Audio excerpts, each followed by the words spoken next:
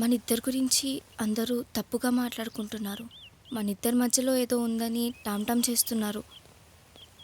ఇప్పటి నుంచి మనం కలవకూడదు, మాట్లాడొద్దు. సరేనా? బాయ్. రేయ్ దా కూర్చో.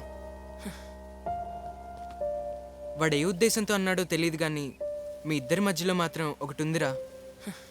అర్థం కాలేదా? చిన్నప్పటి నుంచి చూస్తున్నాను. నువ్వెప్పుడూ తన గురించే ఆలోచిస్తావు. నాతో కంటే తనతోనే ఎక్కువ టైం స్పెండ్ చేస్తావు. దీన్ని ఏమంటారా?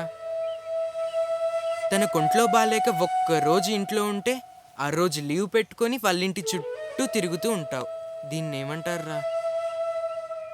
తను ఎవరైనా ఒక్క మాట అంటే వాళ్ళతో గొడవ పెట్టుకుంటావు. దీన్ని ఏమంటారో?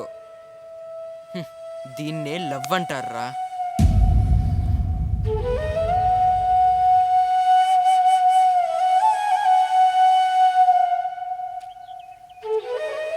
రే సున్ను వస్తుందిరా.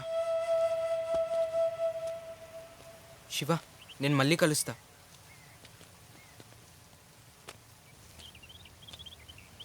శివ,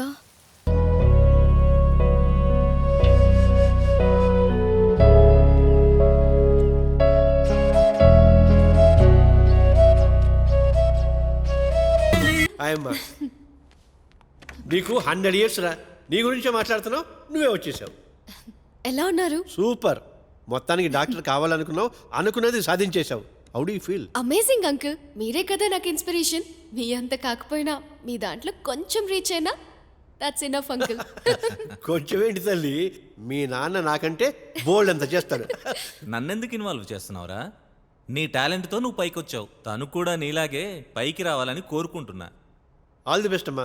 ఓ థ్యాంక్స్ అంకుల్. బంగారం. మీకు ఇష్టమని మీకోసం స్పెషల్గా చేశానన్నయ్య.